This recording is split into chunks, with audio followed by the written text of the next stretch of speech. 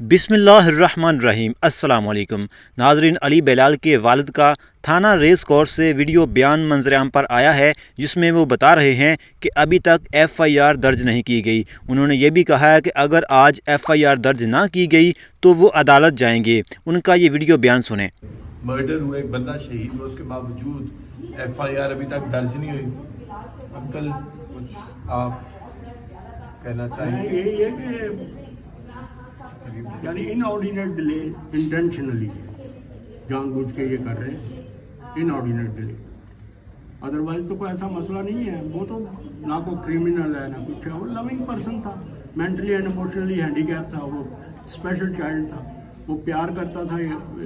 ना में diary number है ना वो जी आप चले जाएं वहाँ पर, आप जाके पोस्टमार्टम करवा लें। फिर पोस्टमार्टम कैसे कराएंगे जब FIR नहीं है? मैं कैसे लेकर चला जाऊंगा जी वहाँ पर, अकेला चला जाऊंगा?